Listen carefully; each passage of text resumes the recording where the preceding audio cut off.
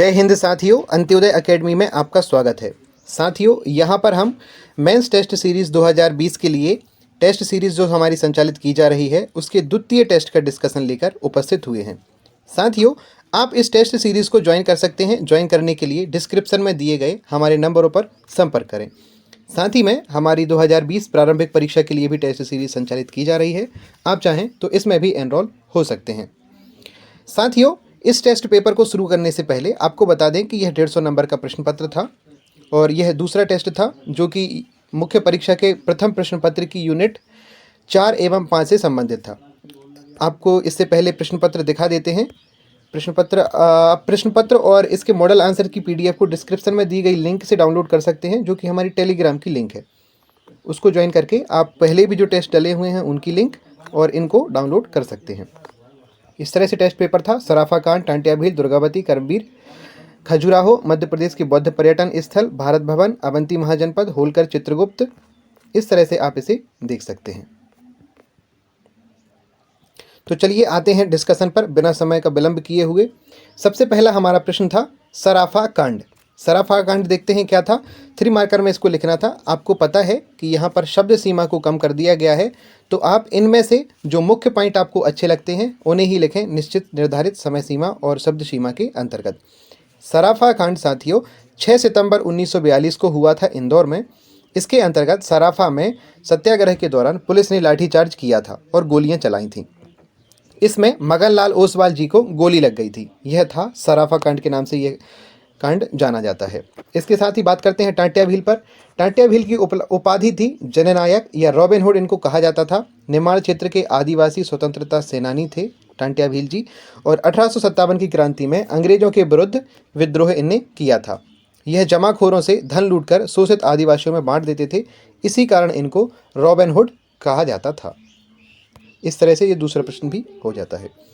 अगला हमारा 3 मार्कर प्रश्न था दुर्गावती। दुर्गावती गोंडवाना साम्राज्य की महान शासिका थी। यह चंदेल वंश की राजकुमारी थी। इनका विवाह गोंड राजा दलपत शाह जी के साथ हुआ था। सिंगौरगढ़ के किले से अपनी कीर्ति पताका को दुर्गावती जी ने चारों ओर फहराया था। दुर्गावती जी ने बरेला ग्राम जबलपुर में अकबर की सेना से लड़ते हुए वीरगति प्राप्त की थी। यह था दुर्गावती जी के लिए 3 मार्कर प्रश्न। तो इस तरह से आप लिख सकते हैं। कर्मवीर की बात करें, कर्मवीर दिया गया था। देखिए, कुछ प्रश्न ऐसे आते हैं जो कि लगभग कठिन प्रवृत्ति के होते हैं, तो कर्मवीर उसी टाइप में था। तो यहाँ पर आप देखें कि कर्मवीर का प्रकाशन 1920 जबलपुर से होता था। यह हिंदी की एक पत्रिका थी। यहाँ पर कोई ये भी समझ सकता है कि कर्मवीर कोई व्यक्ति होंगे, तो व्यक्ति नहीं, यह पत्रिका थी जो कि माखनलाल चतुर्वेदी जी के द्वारा संपादित की जाती थी। बहुत ही ज़्यादा फेमस पेपर था यह।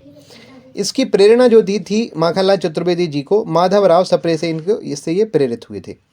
साथ ही में कर्मवीर ने राष्ट्रीय चेतना के विकास में महत्वपूर्ण योगदान दिया है।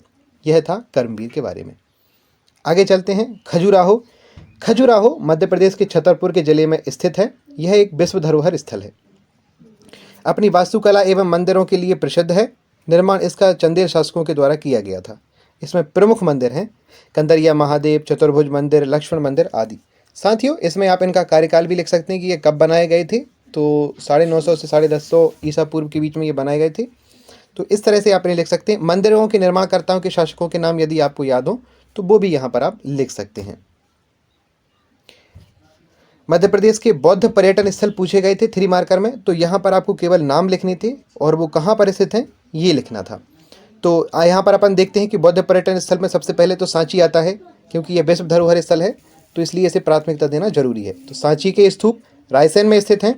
साथ ही में भरहुत स्तूप सतना में है, बाघ की गुफाएं धार में हैं, धमनार स्तूप मंदसौर में है और देवकोठार स्तूप रीवा में स्थित है। तो ये मध्य प्रदेश में बौद्ध पर्यटन स्थल हैं। ठीक है, इस तरह से आप इसे यहाँ पर लिख सकते थे। आगे चलते हैं, देख लेते हैं अगला प्रश्न। अगला प्रश्न था भारत भवन। 3 मार्कर में आपको लिखना था। सबको पता है कि भारत भवन भोपाल में स्थित है, तो अब स्थिति अपन लिख देंगे भोपाल में। स्थापना इसकी 1982 में हुई थी और इसका उद्देश्य क्या था कि कला एवं संस्कृति का संरक्षण करना है। इसे चार्ल्स कोरिया जी के द्वारा डिजाइन किया गया था और इसको अनावरण किया था श्रीमती इंदिरा गांधी जी ने। यह 9 खंडों में विभक्त है। यह 9 खंडों में विभक्त था। इस तरह से आप इसे लिख सकते थे। आगे चलते हैं। एरण। एरण जो कि पता है आपको कि पुरातात्विक स्थल है और यह सागर में है। उत्खननकर्ता कृष्णदत्त वाजपेयी जी थे और यहाँ पर सती प्रथा के प्राचीनतम साक्ष्य मिले हुए हैं। यह गुप्त शासक भानुगुप्त जी से संबंधित है। तो इस तरह से आप इसको एरण को भी लिख सकते थे। इसके बाद आगे चलते हैं अवंती महाजनपद में। अवंती महाजनपद, इसमें देखिए 6ठी शताब्दी से ईसा पूर्व में इसकी स्थिति थी, तो समय आपने लिख दिया। राजधानियाँ इसकी दो थीं, उत्तरी और दक्षिणी। तो उत्तरी में थी उज्जैनी और दक्षिणी में महिष्मती, इसको लिख देंगे। प्रमुख शासक यदि आपको नाम याद आ जाए तो चंडप्रद्योत इसका नाम लिख सकते हैं। शिशुनाग द्वारा इसको बाद में मगध साम्राज्य में मिला दिया गया था। और अवंती महाजनपद प्रारंभ से ही बौद्ध धर्म का प्रमुख केंद्र थी। यह अवंती महाजनपद के बारे में लिखने योग्य तथ्य थे। होलकर राजवंश आया था 3 मार्कर में। होलकर राजवंश में आप लिख सकते थे, इसके संस्थापक कौन थे? मल्हारराव होलकर जी थे। राजधानी इनकी इंदौर थी। अन्य इसके संबंधित शासक थे काशीराव, यशवंतराव प्रथम, तुलसीबाई आदि थे। और होलकर राजवंश के जो अंतिम शासक थे वो थे तुकोजीराव तृतीय। अहिल्याबाई जी का बहुत अपन पढ़ते हैं, तो अहिल्याबाई होलकर वंश से ही संबंधित थी। इन्होंने 30 वर्षों तक राज किया था अहिल्याबाई ने। आगे अहिल्याबाई पर एक 15 मार्कर क्वेश्चन भी है, तो अपन लोग उसको भी डिस्कस करेंगे। इस तरह से होलकर राजवंश हो गया। इसके बाद चित्रगुप्त मंदिर। चित्रगुप्त मंदिर अभी खजुराहो जब हम लोग पढ़ रहे थे तो वहाँ पर लिखा था कि वहाँ पर चित्रगुप्त मंदिर भी है। तो चित्रगुप्त मंदिर का एक अलग से प्रश्न है, क्योंकि सिलेबस में वास्तुकला था और मंदिर और दर्शनीय स्थल थे, इसलिए चित्रगुप्त मंदिर को लिया गया। ये बहुत फेमस मंदिर है, खजुराहो में स्थित है। चंदेल कालीन स्थापत्य कला का उदाहरण है। साथ ही में इसका निर्माण करवाया था शासक गंडदेव जी ने। यह मंदिर चित्रगुप्त मंदिर भगवान सूर्यदेव को समर्पित है। इसमें 7 घोड़ों को 7 रंग से प्रदर्शित किया गया है। 7 घोड़े 7 रंगों को प्रकट करते हैं इस मंदिर में। तो इस तरह से आप चित्रगुप्त मंदिर को लिख सकते थे। भीमबेटका विश्व धरोहर स्थल है जो कि रायसेन में स्थित है और 2003 में इसको यूनेस्को ने मान्यता प्रदान की है। भीमबेटका की खोज 1957 में विष्णु वागरकर द्वारा की गई है। यह क्यों प्रसिद्ध है? तो ये इसमें प्राचीन गुफाएं हैं जो कि शैल चित्रों से संबंधित हैं और इसका जो काल है वो नवपाषाण काल से संबंधित है। तो इस तरह से आप भीमबेटका को लिख सकते थे। अगला प्रश्न देखते हैं, ताम्रपाषाणकालीन स्थल। ताम्रपाषाणकालीन स्थल में आपको नाम ही नाम लिखने थे केवल। तो नवदा टोली, कायथा उज्जैन में है, एरण, सागर, बेसनगर, विदिशा, आवरा और गुरिया जो बालाघाट में स्थित है, इनके नाम आप लिख सकते थे। तो यहाँ पर देखिए, इस प्रकार के प्रश्न यदि आते हैं तो सामान्यतः यह पूछा जाता है कि मध्य प्रदेश के 2 ताम्रपाषाणकालीन स्थल या 3 पाषाणकालीन स्थलों को लिखें।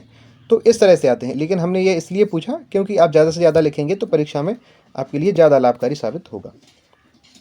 अगला प्रश्न था टुरिया जंगल सत्याग्रह। टुरिया जंगल सत्याग्रह यह कब हुआ था? 1930 में हुआ था, दांडी मार्च के दौरान।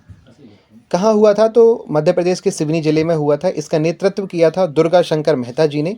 इसकी कार्यप्रणाली की बात करें तो कार्यप्रणाली चंदन के बगीचों में घास काटकर विरोध प्रदर्शन करके इसका संचालन किया जा रहा था। साथियों, ये जो आप 3 मार्कर देख रहे हैं, इसी प्रकार की हमने एक 3 मार्कर की PDF बनाई हुई है। आप चाहें तो उसे भी परचेस कर सकते हैं, उसकी जानकारी नीचे डिस्क्रिप्शन में दी गई है।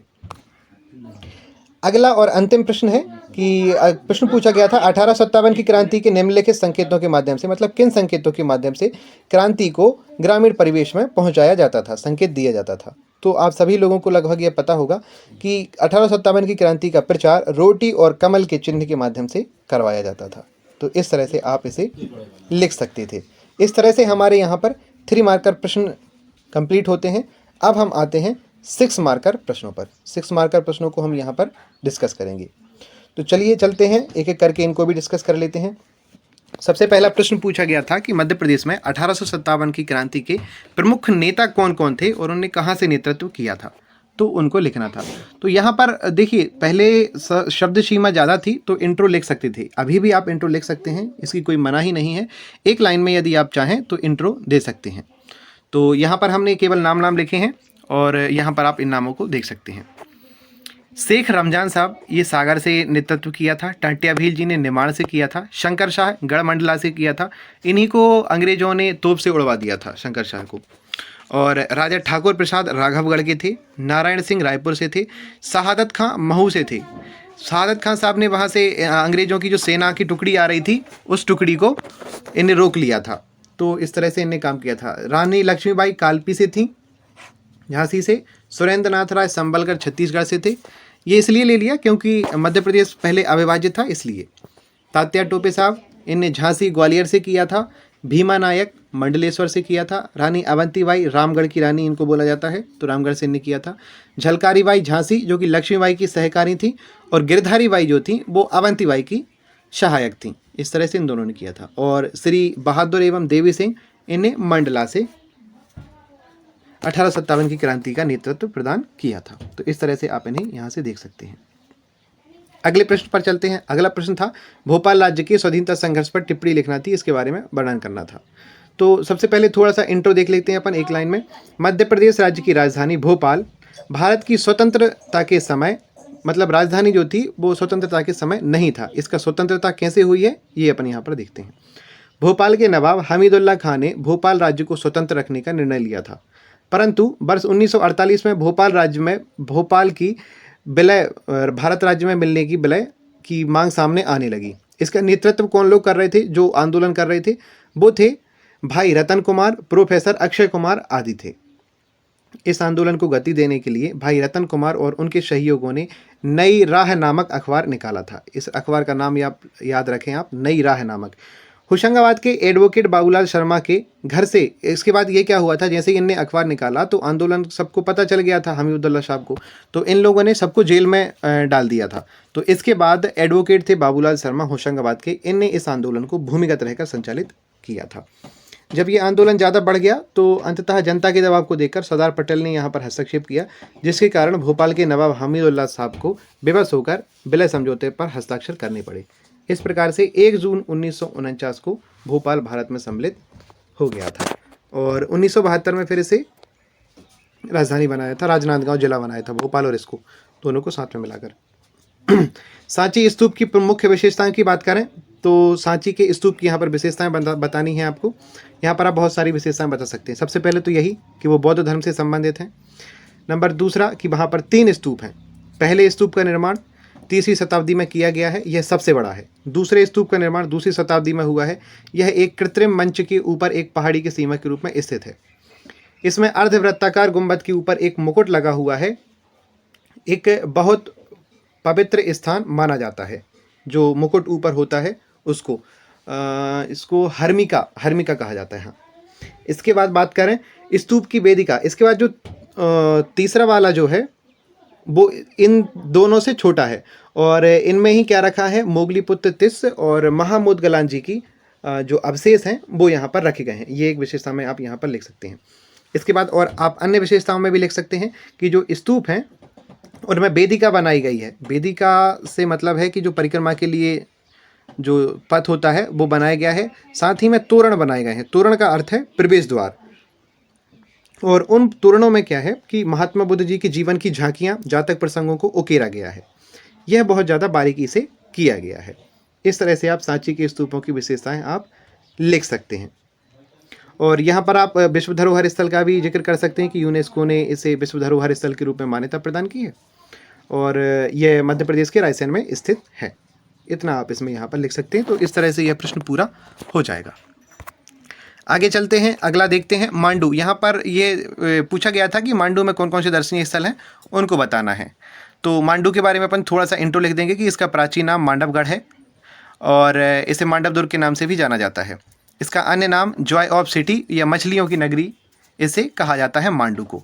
यहाँ पर कौन कौन से स्थल हैं, तो स्थल में आप देखें करीमा बाग है, जहाज महल है, हिंडोला महल है, नीलकंठ महल है, असरफी महल है, हाथी महल है, होशंग शाह का मकबरा है, रूपमती जी का मंडप है। सर्वश्रेष्ठ धरोहर इसको 2018 में घोषित किया गया है।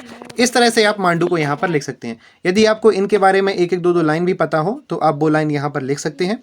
इससे प्रश्न की गुणवत्ता और ज़्यादा बढ़ जाएगी। इस तरह से ये वाला प्रश्न समाप्त होता है। इसके बाद अगला प्रश्न था कि चंद्रशेखर आज़ाद के कार्यों को लिखना था और इन पर एक टिप्पणी देनी थी छोटी सी। तो चंद्रशेखर आज़ाद जी के बारे में यहाँ पर पढ़ते हैं अपन। छोटा सा इंट्रो एक लाइन में। चंद्रशेखर आज़ाद भारतीय स्वतंत्रता संग्राम के स्वतंत्रता सेनानी थे। इनको उपनाम क्या था, आज़ाद। इनने अपना नाम बताया था जेल में, तो इस तरह इनको आज़ाद कहा जाता है चंद्रशेखर जी को। इन्होंने 1923 में हिंदुस्तान सोशलिस्ट आर्मी से जुड़े थे। राम प्रसाद बिस्मिल के नेतृत्व में इन्होंने काकोरी कांड में भाग लिया था 1925 में, और इसके बाद 17 दिसंबर 1948 को इन्हें जेपी सैंडर्स हत्याकांड में भाग लिया था। भगत सिंह, सुखदेव, राजगुरु ये लोग गए थे और इन लोगों ने इनको मार दिया था सैंडर्स हत्याकांड में। इसके साथ ही सैंडर्स हत्याकांड क्यों हुआ था, तो इसके लिए जो लाला लाजपत राय जी थे उन पर लाठीचार्ज किया गया था, जिससे उनकी मृत्यु हो गई थी। उसी का बदले के स्वरूप में सैंडर्स हत्याकांड इन लोगों ने किया था। इसके बाद अगला पॉइंट है, इन्होंने उत्तर भारत की सभी क्रांतिकारी पार्टियों को मिलाकर हिंदुस्तान सोशलिस्ट रिपब्लिकन एसोसिएशन, जिसे HSRA के रूप में अपन लोग जानते हैं, उसका गठन किया था 1928 में। इसके साथ ही इनने और भी आंदोलनों में भाग लिया था गांधी जी के। और इसके साथ जो अल्फ्रेड पार्क था उत्तर प्रदेश का, इलाहाबाद में जो है, 1931 में जब ये आराम कर रहे थे तो पुलिस वालों ने घेर लिया था। उसके बाद ही इनने स्वयं को गोली मारकर अपने प्राणों की आहुति दे दी थी। ये चंद्रशेखर आज़ाद जी के बारे में एक संक्षिप्त टिप्पणी थी। आगे चलते हैं, गोंडवाना साम्राज्य। यहाँ पर गोंडवाना रियासत का प्रश्न पूछा गया था कि उस पर एक शॉर्ट नोट लिखना था आप लोगों को, तो उसको देखते हैं क्या था। गोंडों का प्रदेश गोंडवाना के लिए गोंडवाना के नाम से जाना जाता था। 15वीं से 17वीं शताब्दी के मध्य में इनकी स्थापना हुई थी। और इनमें कौन कौन से वंश आते थे, तो खेरला, गढ़मंडला, देवगढ़, चांदागढ़ प्रमुख थे। गोंड राजा बख्तबंद बुलंद शाह ने नागपुर शहर की स्थापना की थी। जो बुलंद शाह थे उन्हें नागपुर शहर की स्थापना की और अपनी राजधानी देवगढ़ से नागपुर स्थानांतरित किया था। आप लोग गोंडवाना की एक प्रमुख रानी को भी पढ़ते हैं जिनका नाम दुर्गावती था, तो उसका उल्लेख भी यहीं पर कर देते हैं कि इनका उल्लेख था। अब गोंडवाना साम्राज्य के कुछ प्रमुख राजा थे, उन राजाओं के नाम यहाँ पर देखना जरूरी होगा। संग्राम शाह जो कि 1442 से 1532 तक इनका कार्यकाल था। दलपत शाह 1532 से 1550। शंकर शाह 1818 से 1825। ये स्वतंत्रता सेनानी थे और 1857 में शहीद हो गए थे। अभी बात इनकी अपन ने की थी। कुंवर रघुनाथ शाह ये भी 1857 के थे। और राजा शंकर शाह तथा उनके पुत्र कुंवर शाह को 18 सितंबर 1857 को अंग्रेजों द्वारा तोप से उड़ा दिया गया था। ये गोंडवाना साम्राज्य के बारे में आप इतनी जानकारी यहाँ पर लिख सकते थे। आप चाहें तो गोंडवाना साम्राज्य का क्षेत्र भी लिख सकते थे। यहाँ पर क्षेत्र में महाराष्ट्र, मध्य प्रदेश, यहाँ पर बिहार, झारखंड, इस तरह के ये क्षेत्र भी इसमें आप लिख सकते थे गोंडवाना रियासत में। आप इनके संघर्ष भी लिख सकते थे, किन किन से इनके संघर्ष हुए, मुगलों से हुए हैं और अन्य यहाँ पर साम्राज्य होते थे इनसे हुए हैं। तो इस तरह से यहाँ पर गोंडवाना साम्राज्य की और भी जानकारियाँ आप ऐड कर सकते थे। अगले पे चलते हैं। अगला प्रश्न था चरण पादुका नरसंहार। चरण पादुका नरसंहार के बारे में देखते हैं क्या हुआ था। ये 14 जनवरी 1931 को मकर संक्रांति के दिन छतरपुर जिले में उर्मिल नदी के किनारे चरण पादुका मैदान में सभा चल रही थी। उस सभा में ब्रिटिश सैन्य बल ने गोलियां चलाईं। तो उस गोलीकांड को ही यहाँ पर जानते हैं चरण पादुका नरसंहार के नाम से। यहाँ पर गोलियां किसने चलाई थी,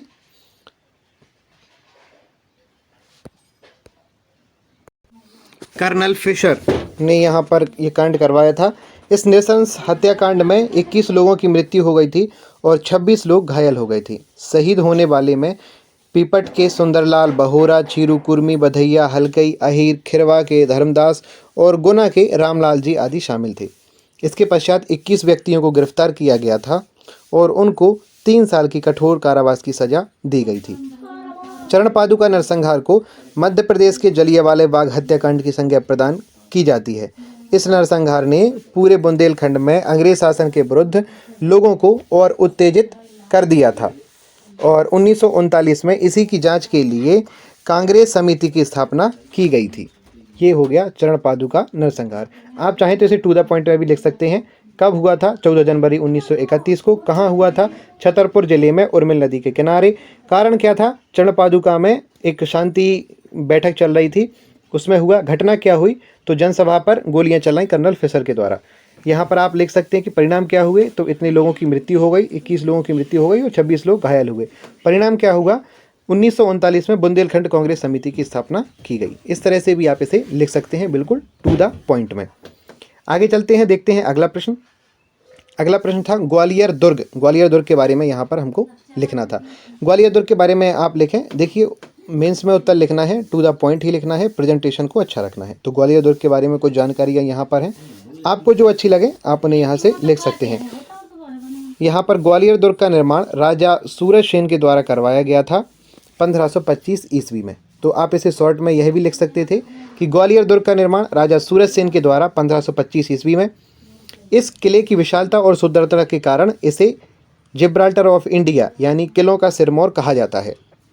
इस पॉइंट को शॉर्ट में आप लिख सकते हैं कि इसका उपनाम भारत का सिरमौर है।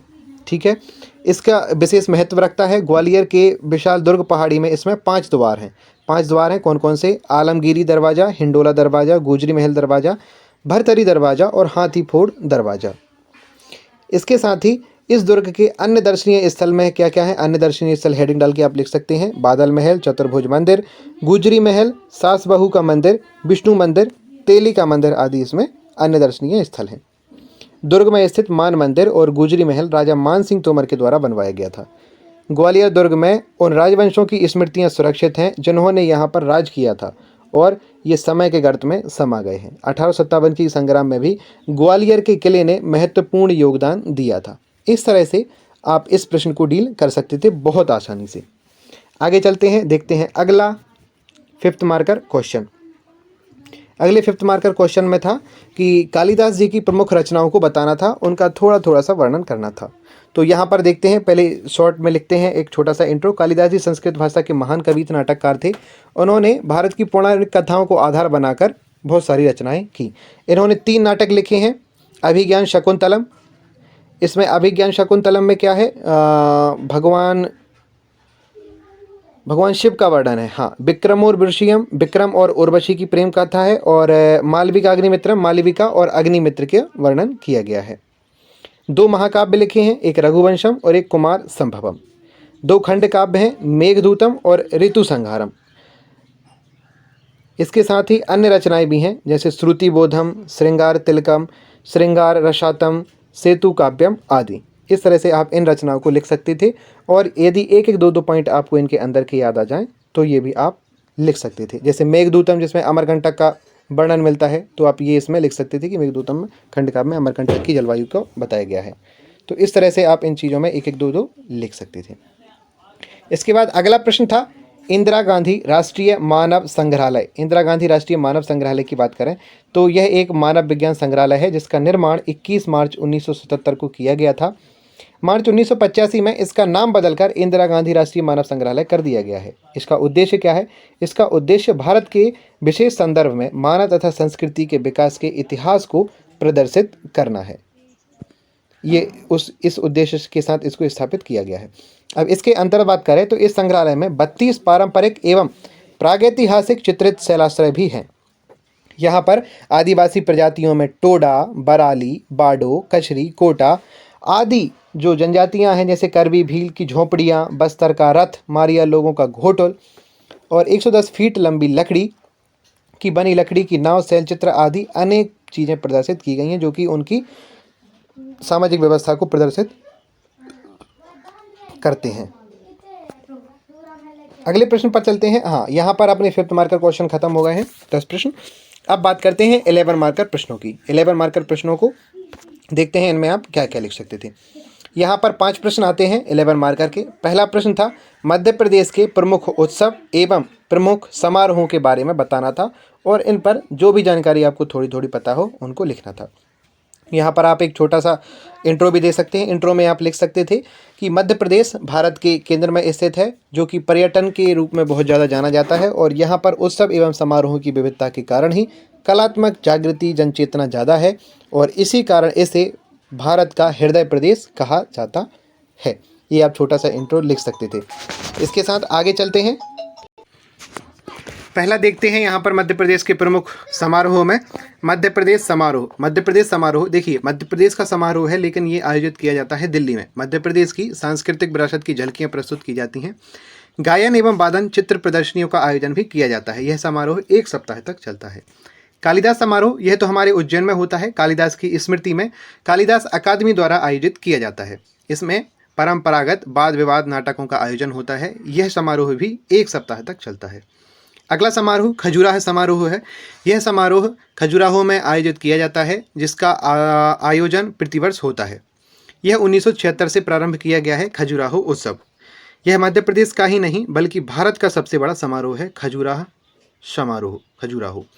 ओरछा उत्सव, यह समारोह टीकमगढ़ में आयोजित किया जाता है। इसमें बुंदेलखंड के कलाकारों का नाच एवं गायन वादन आयोजन किया जाता है। इस तरह से यह ओरछा उत्सव में आप लिख सकते थे। तानसेन समारोह ग्वालियर में तानसेन की याद में आयोजित किया जाता है। यह शास्त्रीय संगीत का एक प्रतिष्ठित समारोह है। इसमें देश के गायन एवं वादक भाग लेते हैं। उस्ताद अलाउद्दीन खां संगीत समारोह, यह मैहर में होता है और यह बाबा अलाउद्दीन संगीत की विविधतापूर्ण प्रस्तुति होती है। इसका मुख्य आकर्षण अलाउद्दीन खान द्वारा स्थापित मैहर बैंड है। ध्रुपद समारोह की बात करें तो ध्रुपद समारोह भोपाल में आयोजित किया जाता है। यह संगीत की ध्रुपद विधा के विकास के लिए गुरु शिष्य परंपरा पर आयोजित किया जाने वाला समारोह है। मालवा उत्सव, देखिए मालवा उत्सव 2019 के मेंस की परीक्षा जो अभी हाल ही में हुई है, इसमें भी आया था 6 मार्कर में लिखने के लिए। मालवा उत्सव यह समारोह मध्य प्रदेश शासन के संस्कृत विभाग द्वारा 1991 से प्रतिवर्ष किया जा रहा है। यह इंदौर, उज्जैन एवं मांडू में आयोजित किया जाता है। इसमें मालवी शैली के नृत्य प्रस्तुत किए जाते हैं। यह मालवा उत्सव में आप लिख सकते थे। आगे चलते हैं, देखते हैं अगला प्रश्न। अगला इसका जो पार्ट है, प्रमुख समारोह और देख लेते हैं जो अन्य बचे हुए हैं। कालिदास समारोह उज्जैन में होता है, तानसेन ग्वालियर में होता है, मालवा इंदौर मांडू में होता है, मध्य प्रदेश समारोह दिल्ली में, ओरछा उत्सव टीकमगढ़, माखनलाल चतुर्वेदी समारोह खंडवा में होता है, टेपा समारोह उज्जैन में, पद्माकर सागर, सुभद्रा कुमारी चौहान समारोह जबलपुर में होता है, लोकरंग समारोह भोपाल में होता है, निमाड़ उत्सव जो कि खंडवा खरगोन में होता है और मुख्य उत्सव महेश्वर में मनाया जाता है। इस तरह से आप इनको समारोह को यहाँ पर लिख सकते थे।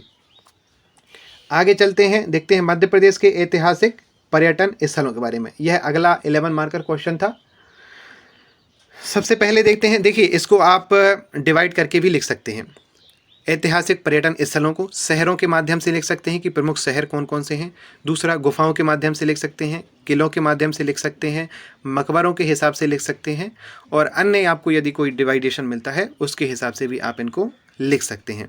यहाँ पर हमने शहरों के हिसाब से लिखा हुआ है तो आप इसको भी लिख सकते हैं। खजुराहो, चंदेल राजा धंगदेव द्वारा निर्मित स्थापत्य कला के मंदिर यहाँ पर दिखाई देते हैं। हालांकि चंदेल राजाओं जितने भी थे सभी ने ही मंदिर बनवाए हैं खजुराहो में। इनमें प्रमुख हैं कंदरिया महादेव मंदिर, 64 योगिनी मंदिर, आदिनाथ, चित्रगुप्त मंदिर, लक्ष्मण मंदिर आदि प्रमुख हैं।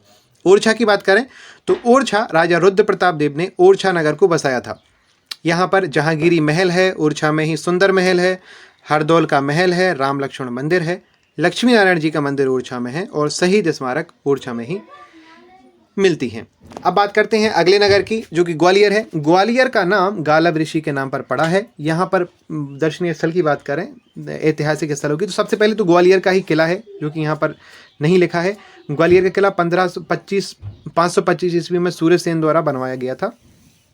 इसके बाद गुजरी महल है, तेली का मंदिर है, सास बहू का मंदिर है। ये उसी किले में ही, ग्वालियर किले में ही स्थित है। बिरला का सूर्य मंदिर है, जयविलास महल है, रानी लक्ष्मीबाई की समाधि है, तानसेन और उनके गुरुजी की समाधि है वहाँ पर ऐतिहासिक दर्शनीय स्थलों में। विदिशा की बात करें तो विदिशा बेसनगर और भेलसा के नामों से प्रसिद्ध रहा है। बेसनगर गरुड़ स्तंभ यहाँ पर है विदिशा में ही, गोल गुंबज है, बीजा मंडल है, पिशनहारी का मंदिर है, शाही मस्जिद है और उदयगिरी की गुफाएं विदिशा में ही स्थित हैं। तो आप यहाँ से विदिशा को लिख सकते हैं। अगले और देखते हैं कुछ शहर और हैं जैसे सांची में इसे बौद्धश्री पर्वत कहते थे। यहाँ पर बौद्ध स्तूप हैं जहाँ पर मोदगलायन और सारिपुत्र की अस्थियाँ रखी हुई हैं। इनको अशोक ने बनवाया था। गुप्तकालीन मंदिर है, यहाँ पर बौद्ध विश्वविद्यालय है। यहाँ पर भोपाल की बात करें तो भोपाल को राजा भोज नगरी के नाम से स्थापित इनको नाम से जाना जाता है। इंदिरा गांधी संग्रहालय है, राष्ट्रीय मानव संग्रहालय है, भारत भवन है, वन विहार, जामा मस्जिद, ताजुल मस्जिद आदि यहाँ पर स्थापित हैं। मांडू की बात करें तो प्राचीन काल में मांडू को मांडवगढ़ और मांडव दुर्ग के नाम से भी जाना जाता है। सिटी ऑफ जॉय, मछली की नगरी कहा जाता है। यहाँ पर करीमा बाग है, जहाज महल, हिंडोला, नीलकंठ महल, अशरफी महल, हाथी महल, होशंग शाह का मकबरा, रूपमती मंडप ये है और 2018 में इसे सर्वश्रेष्ठ धरोहर घोषित किया गया है। इस तरह से आप इस 11 मार्कर क्वेश्चन में लिख सकते थे।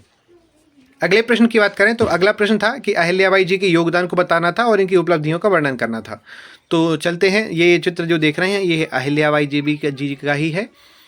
यहाँ पर देखते हैं छोटा सा इंट्रो। अहिल्याबाई जी ने अपने राज्य की सीमाओं के भारत वर्ग में प्रसिद्ध तीर्थ स्थानों और मंदिर बनवाए, घाट बनवाए, कुओं बावड़ियों का निर्माण किया। इस तरह से भूखों के लिए अन्न सन्न अन्य क्षेत्र खोले गए, प्यासों के लिए पानी बिठलाई, मंदिरों के विद्वान नियुक्ति के लिए मनन चिंतन और प्रवचन हेतु किया। और इन्होंने क्या किया, ये न्याय संगत महिला थी, उन्होंने मरते दम तक न्याय को ही सपोर्ट किया है।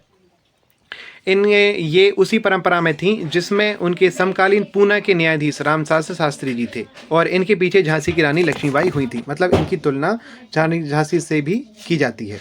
तो इस तरह से आप इन्हें यहाँ पर देख सकते हैं। अब इनके कार्य क्या क्या किए हैं, कार्यों को देख सकते हैं।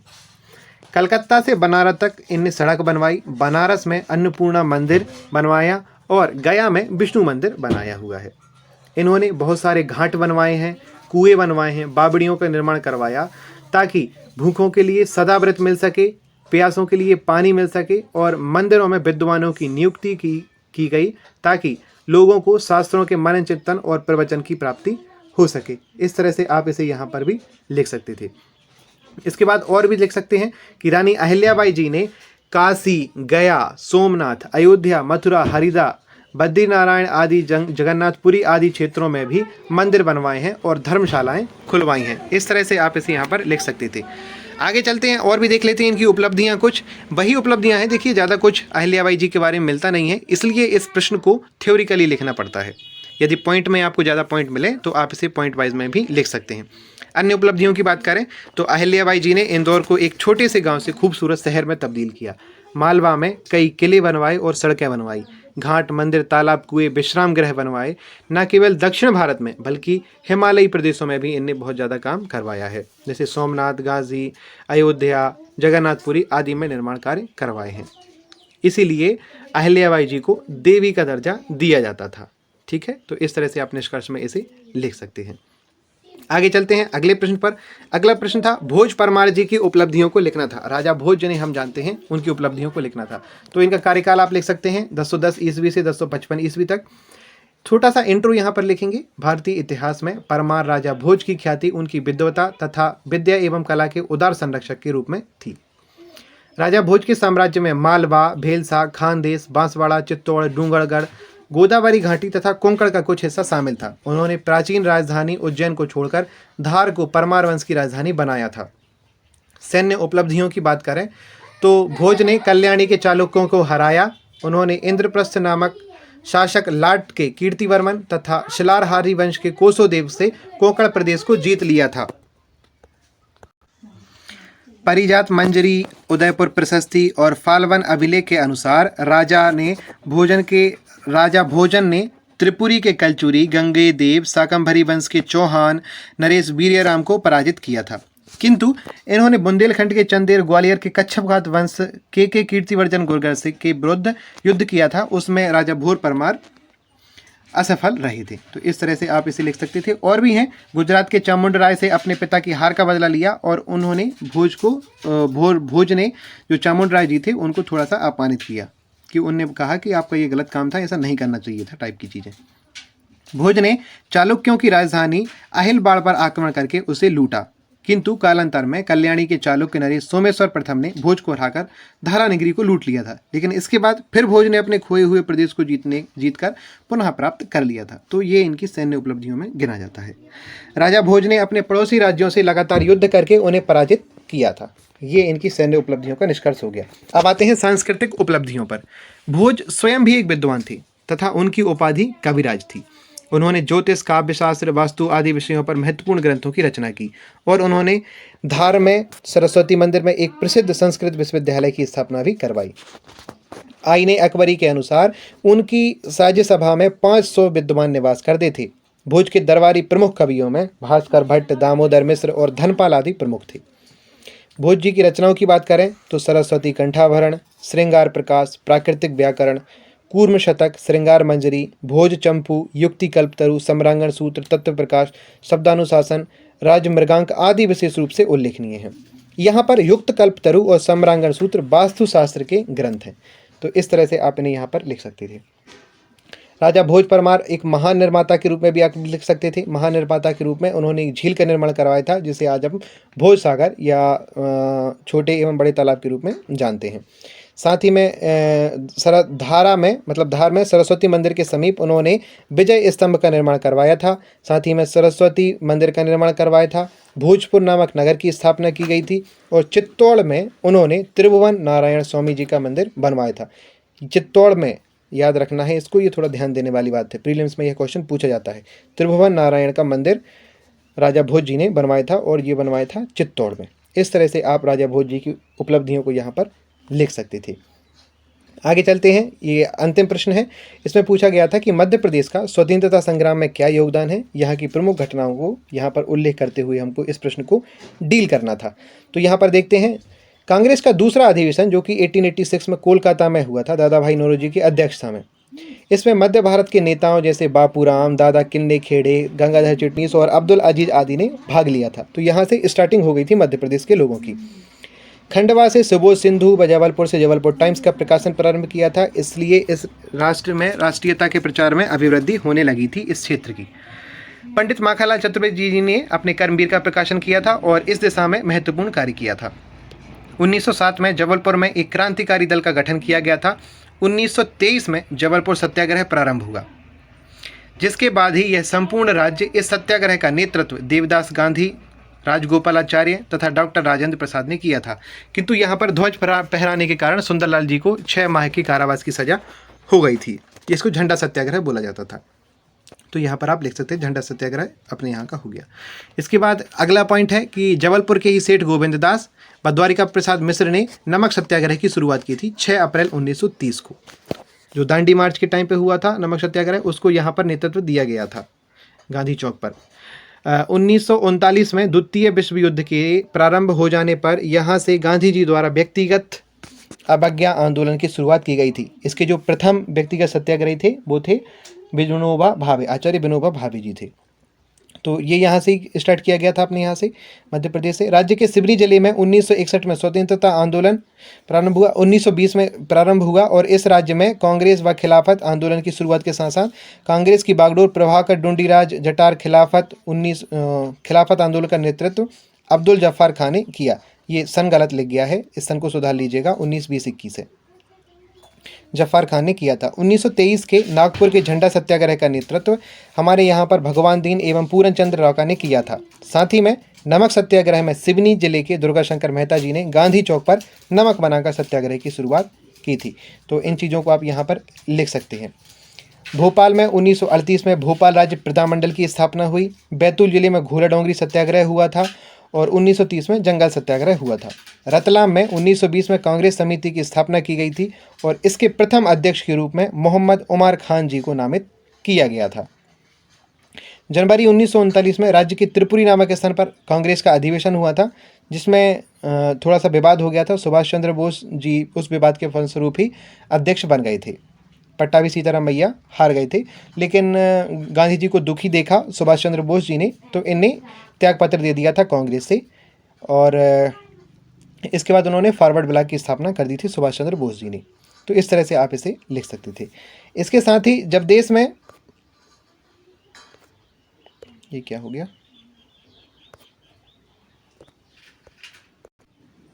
इस्तीफा दे दिया था। इसके साथ ही आप इसमें और भी घटनाएं लिख सकते हैं, जैसे कि चावल आंदोलन लिख सकते हैं, रीवा का, और अपने यहाँ की और भी घटनाएं यदि आपको कोई सी याद आए तो उन चीज़ों को भी यहाँ पर आप सम्मिलित कर सकते हैं। जैसे चरणपादुका नरसंहार था, इसको लिख सकते थे, और